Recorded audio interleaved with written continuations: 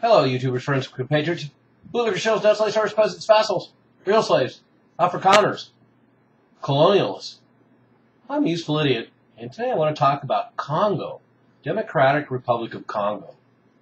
And I bring this up now just to give everyone a heads up, like I always say, because now with the creation of AFRICOM and U.S. foreign policy moving to Africa, and I have done numerous videos on the topic, as the U.S. spreads all across the continent of Africa, involved in nearly every country there now. And Congo will definitely be an interesting situation should we choose to get into that area and intervene. Because as it turns out, the conflict that's going on in Congo is the largest war on a number of measures since World War II. And one of those measures is the fact that 6.9 million Congolese have died since 1996 in 20 years of civil wars. And these civil wars involve various militias, armies, and rebels, including a very extremely dark side of mutilation, systemic rape, birth explosion of rape babies that only compounds the tragedy that unfolds there. 45,000 people killed every month. They have refugee camps that have 800,000 people in them. So this is an epic scale tragedy, and of course most Westerners don't know anything about it. And this is going to continue to be a focal point, this dark heart of Africa, because it's considered to be the country with the most untapped resources in the world, the most resource-rich country in the world, including copper, cobalt, diamonds, gold, and coltan. And coltan is actually one of the linchpins of this whole conflict in Congo, because coltan is used in cell phone technology and a lot of technologies that we have now in the 21st century, and 80 to 90% of it comes from Congo. So that's quite a feat in itself, and will make them a focal point for some time to come. And a lot of these battling militias and armies and rebel groups are all eking out part of the coltan black market. So that's another thing that fuels this conflict. Right now there's 20,000 UN troops in the country, and thus far they've been ineffective. And of course, wouldn't you know it, they have 20,000 UN troops in the country now, and they now want to send 2,500 more. So this escalates as time goes on. And this is the United Nations' largest peacekeeping mission ever. So it spends $1 billion a year, and since America is a large part of who pays for the United Nations, that means the U.S., along with all of our other spending programs, is contributing to $1 billion a year operation in Congo. So I bet I have your attention now. So it's estimated that Congo has an estimated $24 trillion in untapped raw minerals. And 30% of the world's diamonds come from Congo. So you can see why this was going to be a focal point for some time to come. And we have all these Congo civil wars from 1996 to 2003. And incidentally, that is the period of the genocides in Rwanda. U.S. trained and armed militias in Rwanda and Uganda later ended up invading eastern Congo. So here we go, another clusterfuck, U.S. foreign policy. So we train and arm militias in Rwanda and Uganda. Then it turns out Rwanda ends up using part of that to genocide, and then Uganda and Rwanda end up invading part of eastern Congo. And so we have quite the situation here. And then, of course, recently we had an election in 2011, and we have the M23 group.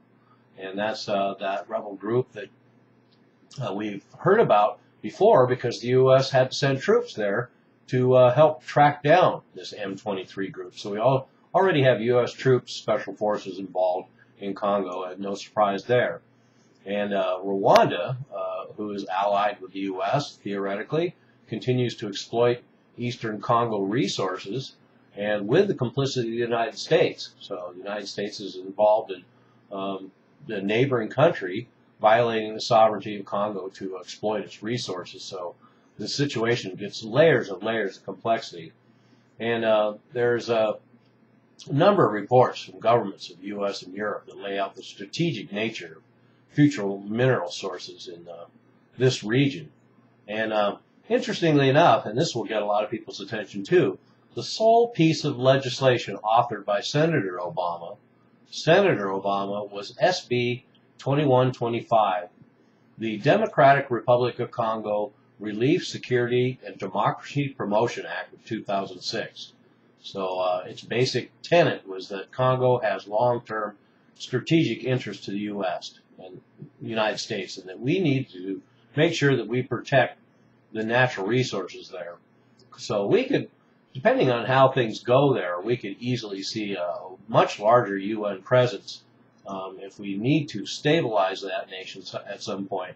But once again, look at both sides of the agenda. On one side, you would think the United States' interest would be to stabilize Congo. But as it turns out, U.S. Army War College speaker Dr. J. Peter Pham published a piece called "To Save the Congo, Let It Fall Apart." And he argues that the Congo is an artificial entity that is too big to succeed, and that U.S. policy should be balkanization. So here we go again. The possibility that U.S. think tanks and neocon thinkers are putting forth the same things that we hear over and over again in all these situations in this post-colonial world. This artificial entity, these artificial post-colonial borders, and countries that are too big to succeed because they have too many fractional parts and too many different ethnic rivalries, and that U.S. policy should be to fragment or to destabilize or balkanize these countries. So here we go again, another country that theoretically down the road is going to be broken up in smaller parts so that we can deal with different leaders and set up a nice vassal state in the resource-rich regions and control the resources that way. And, of course, train and arm and sell weapons to native armies. And so one person recently said that people need to be clear who we are fighting in the Congo. We are fighting Western powers, the U.S. and the U.K., who are arming, training, and equipping the Rwanda and Uganda militaries. And that's what a spokesman from the Congo government said. So they're well aware of the situation there. And so there we have a glimpse of the largest conflict since World War II that's going on in this vast region involving countries all around there, Rwanda, Uganda, Congo, and in fact they call it the African World War because there's 9 African nations and 20 different armed groups all involved in this conflict. So this is going to be on everybody's page at some point. And just a little background, talking about colonial borders and the fact that I like to always add a little historic background. I'm just going to do a quick wrap-up this time because it gets so redundant to hear about independence from European masters, exploitation of resources, coups, and followed by more coups, and now we end up in the same situation. But to run it down, Congo got its independence from Belgium in 1960, and once again is an amalgamation of different tribal ethnic regions. And from 1885 to 1908, they mostly produced rubber for